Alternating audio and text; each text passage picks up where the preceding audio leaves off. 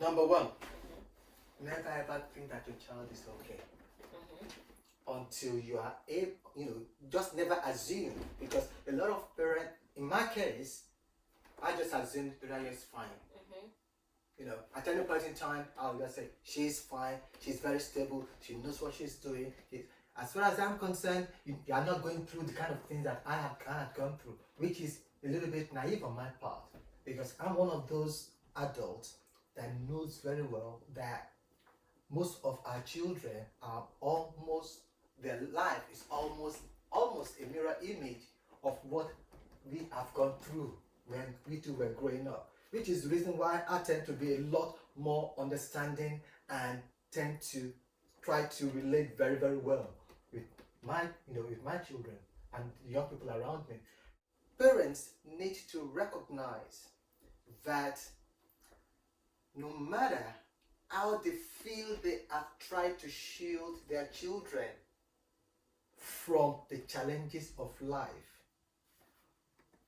they should just pinch themselves and realize that it is their own experiences, it is their own life that they feel their children, the children from. That the children have their own perceptions, they have their own feelings, they have their own expectations that might be way above what the parent is able to fathom because of different societal and environmental influences.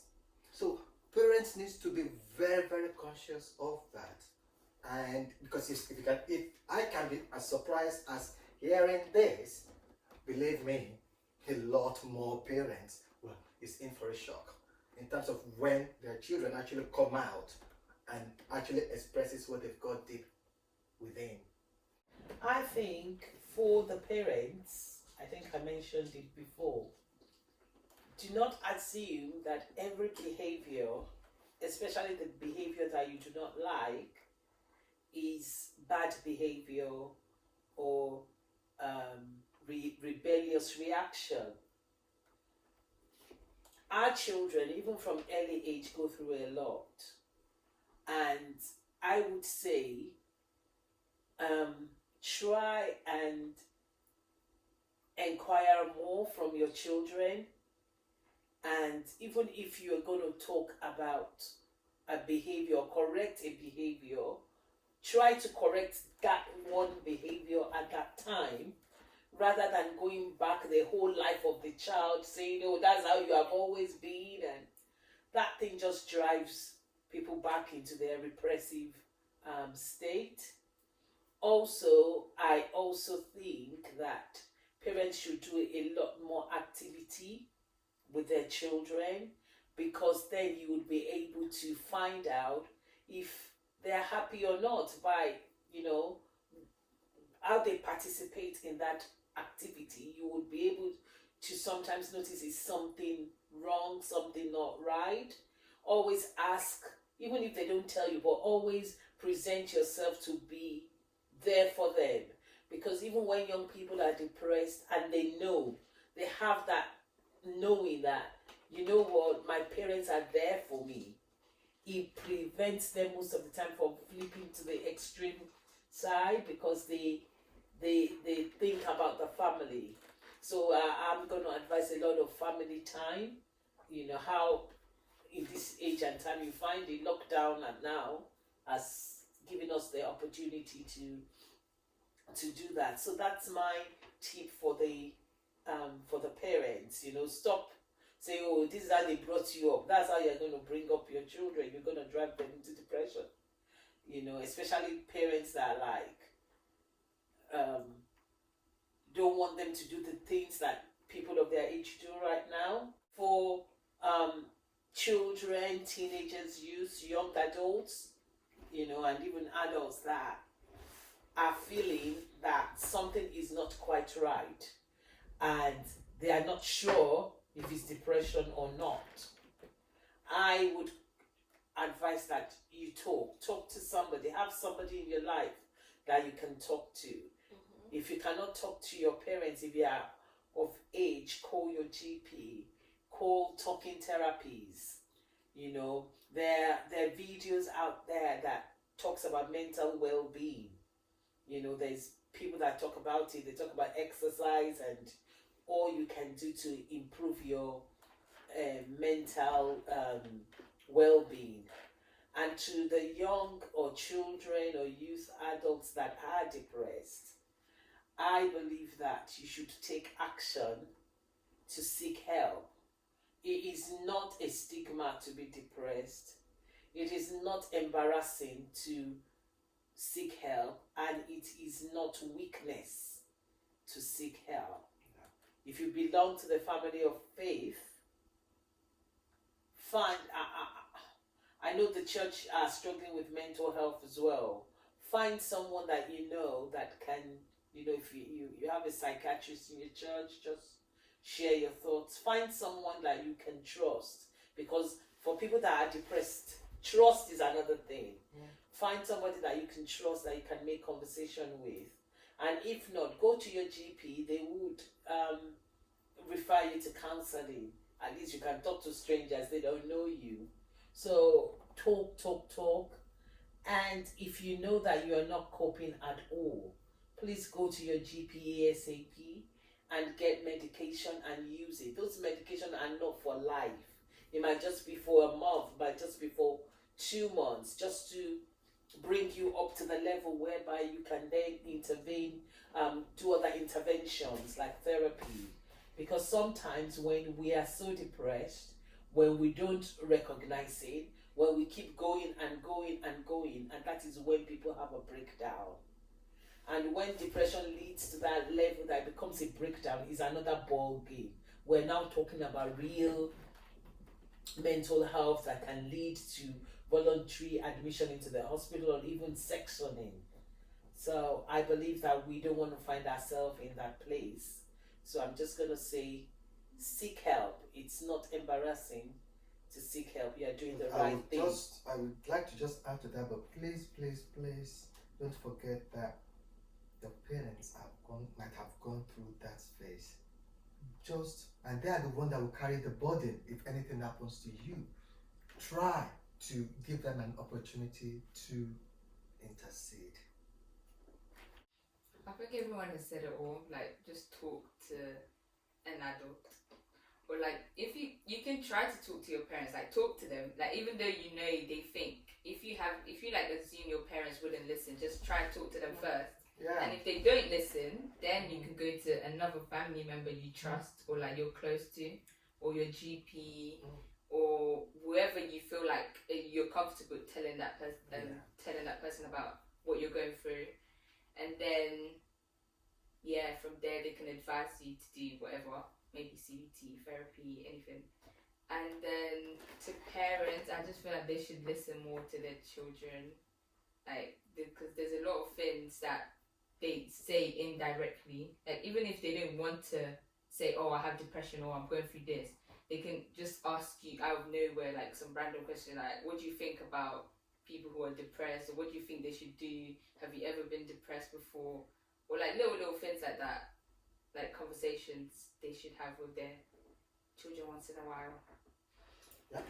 I would say to parents, and I think that, like, this doesn't just apply to mental health, I think it applies to most things. I think, like, parents should talk to their children more about the difficulties that they had in life, because I think that sometimes when, like, obviously we know life is not supposed to go swimmingly, like, life has ups and downs, but when you hear that these are the experiences, nothing will become too shocking, like, for you, because you were like, my parents said that, whether it was like where they were dating, this is what they went through, this was the situation, and then you can go and you enter the field and you're like, I know if someone's going to say that to me, this is what they mean. Like, just like in terms of building experiences from life in general, I think a lot of the time parents try to protect their children and like shy away from any struggles or things that they face, because it's all about protecting them and wanting them to see a better side of life or whatever. But I think that at the end of the day, life is life, and you might be protecting them from one side, but you can't do a 360. They're exposed to something. So I think like talking more about the struggles that parents went through would be quite helpful as well, because I think that sometimes like if you can feel like, oh no, actually like my parents went through that, so what I'm gonna say isn't gonna shock, like it's not gonna be a big shock to them because this, and then it won't affect them, and we could be having like you could just feel more easy to come out with it. So I say that I think parents should do that. And I think, but for children, I think that if someone notices and someone picks it up, then just like be more willing to say it, be more willing to speak on it. So I think for me, like I would say like my mom noticed, my mom picked it up, but I still was very like hush hush about it or whatever. But that also ties in with denial. So like I would say for like young people, it's understand what it is that you're feeling. Even if you don't understand it, don't like invalidate your feelings. Like they're valid. However you feel is valid. You're allowed to feel however you feel. No one should tell you how you can and can't feel about a certain situation. So if you feel that way, but then accept it, know what it is, and then once you like know what it is, you can tell someone how you're feeling, and they can help you and bring out the situation. Because I'm gonna echo what everyone says, and I'm gonna echo what I say every single video I've done on this channel so far. Talk to somebody, please, because I know everybody said it several times, but we're saying it so many times because it's very, very important, and it's such a big part of coming out of a depressive episode is like having people to talk to, but it's also accountability. Like in the case of the Matt's friend, like, you know, if you hadn't told anyone, no one's going to stop you from committing suicide because you haven't told anyone, so nobody knows. So I think, you know, it's a good thing to just have someone you know and trust. And then on the note of friends, like I agree, like telling friends is a good thing to do because you've told someone, but after friends, we all like you do need to speak to a professional. Like eventually you need to speak to a professional, basically is the point, because, or like at least someone who's older, because I think friends are like great people to, you know, tell things, and great people to like have conversations with, and I know that, you know, you trust your friends and you know it's going to be kept between you and your friend. But also for that friend, sometimes it can be a lot as well. So absolutely tell your friends, but have someone else that you can go to, and you know who's more able to handle the full force of everything that you're going through. Because I think especially when it comes to like depression and anxiety, I think absolutely let your friends know that, you know, you're depressed or maybe you're anxious or whatever. But if it's getting to a stage where, like, for example, you're really suicidal, I would say call a helpline so that they can help you, because a friend can only do so much in their power. There's only so much that they know. There's only so much that they can say, and eventually what they say won't even stop you because you've heard it so many times. So I would say that, you know, as much as like telling a friend is a good first step, and I believe, you know, everyone should tell their friends, but you shouldn't stop at your friends. You shouldn't be okay with the fact that I've told my friends, I've told someone. Tell someone who has a bit more authority, who can offer you a bit more assistance, because I think that as friends, there's only so much that friends can do.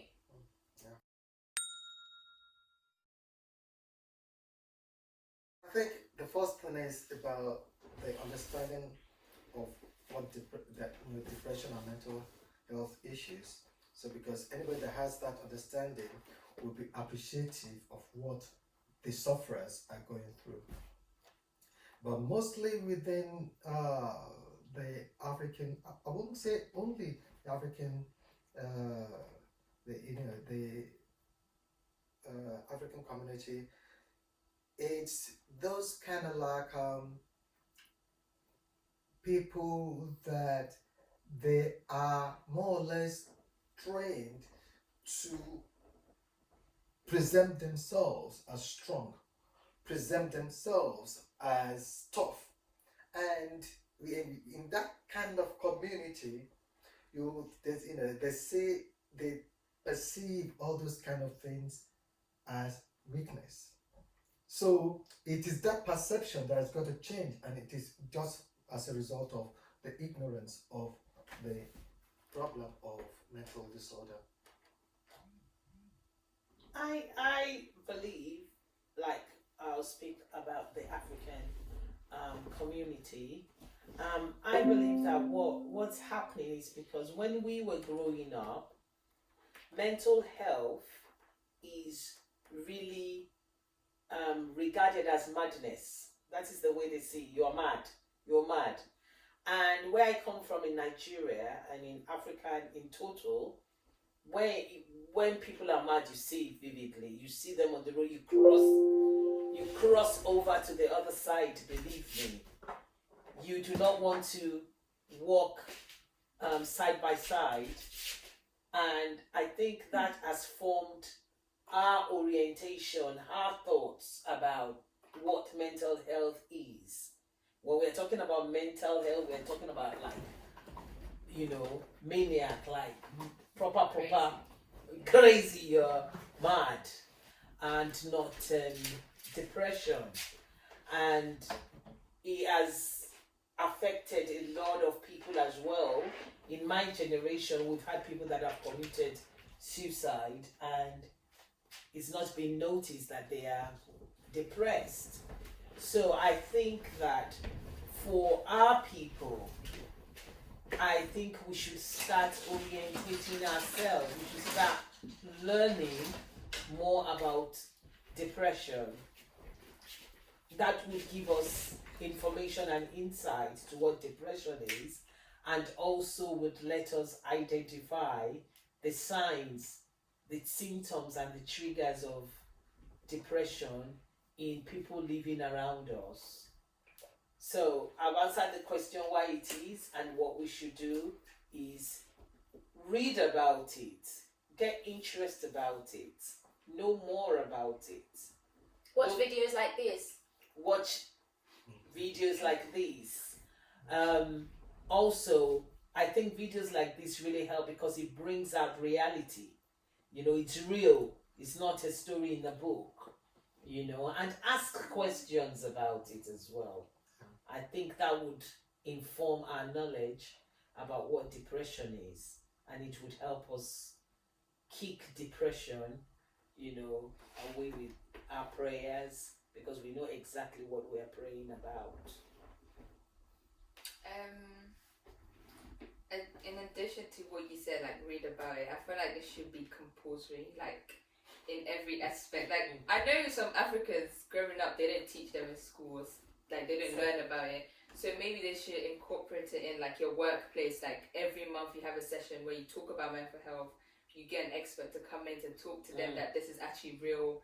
Like you might not know your children are going through this, or you might be in denial that that's basically someone being mad or crazy. That they should actually, so they should come in and talk to them about it, talk about the experiences, what they went through, how they were, how they didn't tell anyone, if they didn't talk to their parents and it became like a big thing in them and it affected them in life. I feel like the government, or like in general, they should just incorporate it into businesses, schools, education, like places of worship. Like every single word. They should at least have it once a month so that people actually know and they can educate themselves, even though they're not being educated in school.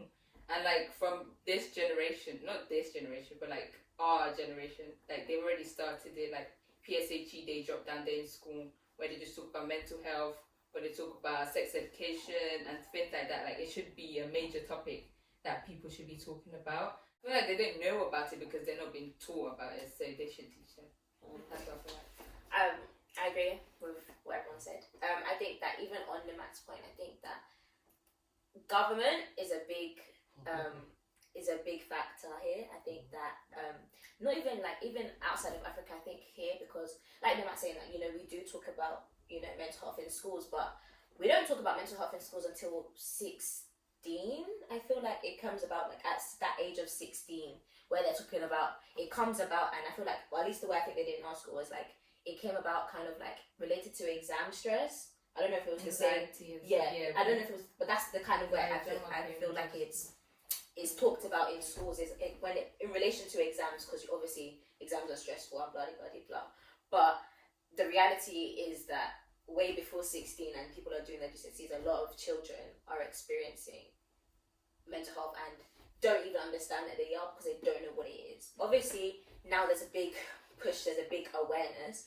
But I think that, you know, it should be something that we teach children a lot younger. I think, like, you know, you don't wait till 16 to teach children sex education. Like, they're teaching children sex education in primary school. So I think that this is kind of one of those things that should also be taught from young, like, so you can so children can understand, and it can be really pivotal in terms of what children kind of get involved with as well, because, like, obviously mental health is not just depression and anxiety. If we look at things like eating disorders, which children start very young, if they know that, like, listen, like, it's not good to eat and throw up, like, it's not a dieting technique, it's an illness, like, you're not okay, you know, but we want to help you. If children know that, it's kind of going to at least decrease preventive. It's all about It's a preventive method. you know, to prevent, like you said, prevent children from getting involved in a lot of it. Obviously, when it comes to, like, depression's a bit different because it's not necessarily preventative in terms of the fact that most likely they may still fall into it, but at least they would understand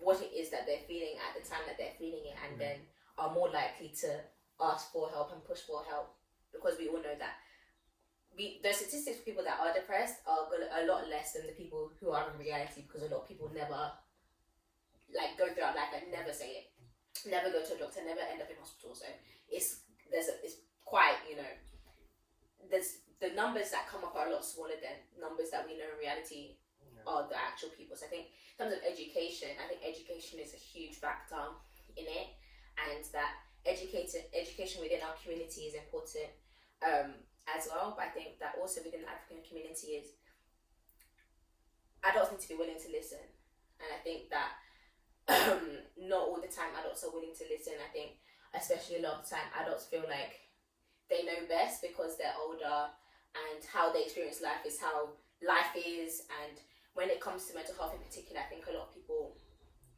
don't fully, like, to them it's like, this is rubbish, why are you speaking about what, this is rubbish, like, do you understand? And you, like, as much as, like, people only learn if they're listening to what you're saying. I think that it's also, like, having open ears and having conversations that you're willing to have with your children, and coming down to your children's level when you're speaking to your children, when you're having conversations with your children, not coming from, I'm older, I know better. Like, even if a child tells you something and then you're having a conversation, that's a very sensitive thing for a child to come to you and say. So how you respond is going to be really influential in that child's life. How you respond to what they tell you. So you shouldn't respond as, you know, someone who knows better, but respond as someone who understands. And I think that if people start to understand a bit more, come more to a level of understanding, then things will inevitably shift, because people are more willing to learn, more willing to understand, more willing to listen.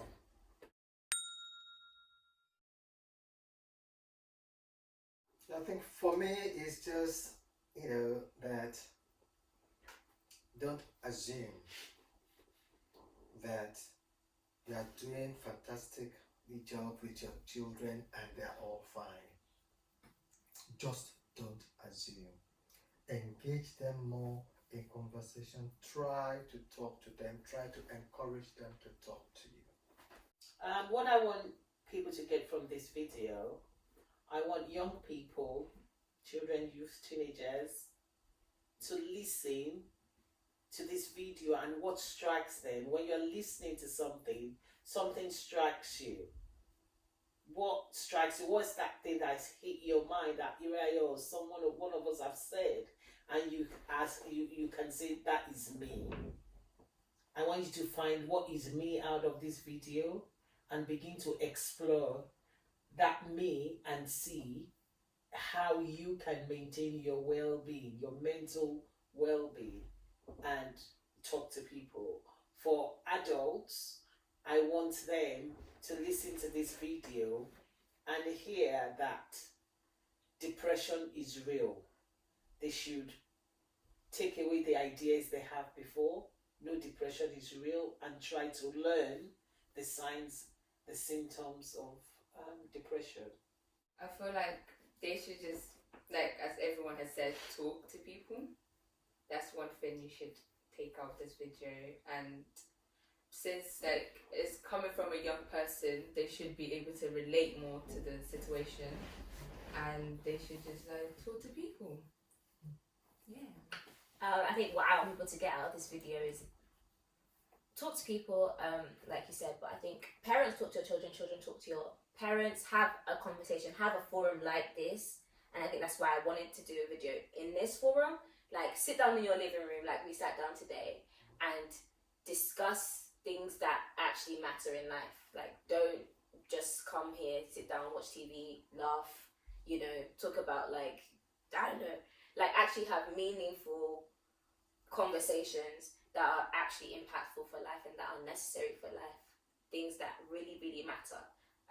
If it's politics, discuss politics, but have conversations with your family that actually make a difference in life and not just don't mean anything. So I think that that's the main point for today, because you might learn something that you never knew before, and you might find that someone knows exactly what you're feeling and going through. So I think it's just really important for families as a whole to sit down in our living rooms like we did today and just talk.